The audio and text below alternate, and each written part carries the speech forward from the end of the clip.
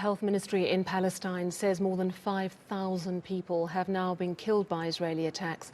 The IDF began its counteroffensive 2 weeks ago after Hamas killed over 1,400 people in Israel. Now, more than 2,000 children are believed to have been killed so far. Critical aid has been sent to Gaza and has started arriving through the Rafah border with Egypt. The United States, which brokered the entry of goods, has vowed they will continue to provide relief to the region. Let's bring in our correspondent in Tel Aviv, Ross Cullen. Ross, thank you so much for joining us. I wonder if you can just start by telling us what exactly happening in Gaza at the moment. Does Israel's bombardment continue unabated?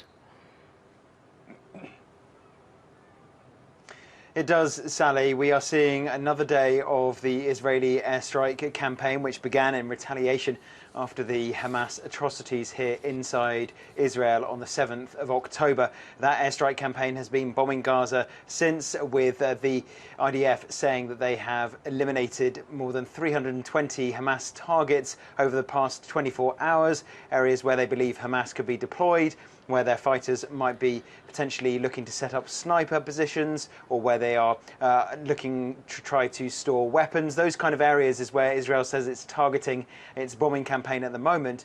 But the Gaza Health Ministry has said that now more than 5,000 people have died in the past, more than 2 weeks now since the Israeli bombing campaign began, including at least 2,000 children among the dead, and more than 15,000 people have been injured. And then they need to be looked after by a health service which is nearly broken, which is just relying on dwindling fuel reserves to power the generators to run the hospital services. What is also going on this Monday is that a third aid convoy is making its way into Gaza. We saw 20 trucks entering the Palestinian enclave on Saturday, another 14 trucks on Sunday, and more aid lorries today, Monday, to try to bring some of that much needed aid. But the United Nations officials are saying that there should be 100 trucks a day in order to be able to satisfy the needs of the people in the Palestinian territory who are relying on that basic aid of food, water and medicine.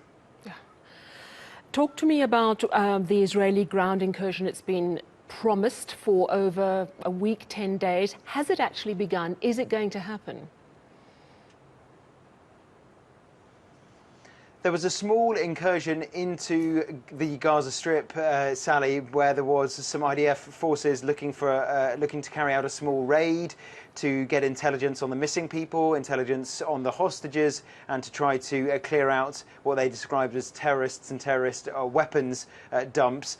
During that skirmish, one IDF soldier actually was killed, but that didn't mark the official start of this widely expected major ground offensive, with tanks rolling into Gaza, potentially tens of thousands of infantry troops. That is still seemingly a way away, because Emmanuel Macron, the French president, is due in Israel on Tuesday and Wednesday. Very unlikely that the ground offensive would get underway with a permanent member of the United Nations Security Council physically here on the ground for meetings with the Israeli Prime Minister Benjamin Netanyahu. Also, there are noises coming from the United States that they are advising Israel to try to wait, to try to delay this ground incursion by a few more days yet, because there is the issue not only of aid convoys and lorries driving around in the Gaza Strip trying to deliver aid, but also seemingly some positive moves in the delicate efforts to try to negotiate to release more of the hostages being held by Hamas. 2 women have so far been released. There are potentially positive signs that there could be more hostages that Hamas might be willing to release, and so the United States pressuring Israel to try to hold off at the moment on that ground incursion to allow more work to be done on the efforts to release the captives. Clearly it's a very delicate situation and information released is minimal, but has any more information emerged as to why these 2 hostages were released, a mother and daughter, how they were released? Were Palestinian prisoners released? Any more information coming through about that release, or is it still very quiet in terms of information? That specific release was for humanitarian reasons, according to Hamas. It was unilateral, Sally, so there was no Palestinian prisoner exchanged or released in exchange for the release of those two women, of Judith and Natalie Ranan, who are both originally have ties to Chicago in the United States. Now, they were released and they were escorted to an Israeli military base, but since then there has been no further release of any of the captives who were abducted from here inside Israel on the 7th of October.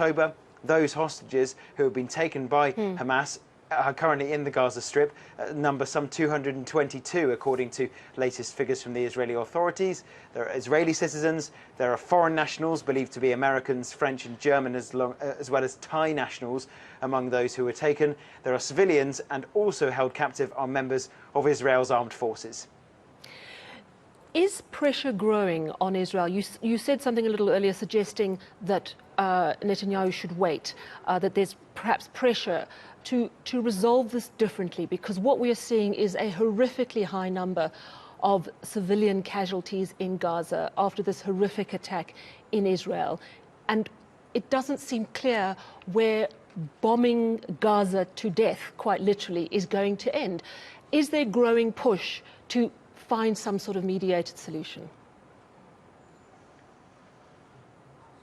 Well, the Chinese envoy for the Middle East is currently in the region, Zhai Jun, and he has said that force is not a way to resolve the problem. Responding to violence with violence will only lead to a vicious cycle of revenge. And there have been other calls saying that any kind of military incursion into Gaza by Israel would be a serious escalation.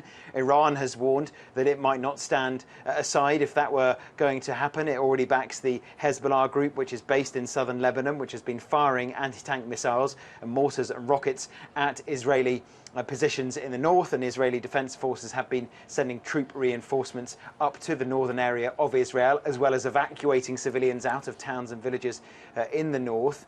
It does seem, though, that Israel is committed to what it says is its attempts to, quote, crush and destroy Hamas and wipe Hamas off the face of the earth. It intends to do that completely and entirely, and is currently doing so, it says, with its campaign of airstrikes, and it reserves the right, if it sees fit, to give the green light to the army to send in infantry and tanks into the Gaza Strip to finish off its campaign. However, Israel have already warned that they do not think this will be a quick campaign. It will be a long war. That's how they've characterized it, but a war that they are determined to win by any means necessary, and that could well include that ground incursion that at the moment Israel's main military backer, the United States, seems to be cautioning against, or at least cautioning for the time being, that Israel needs to delay any such invasion.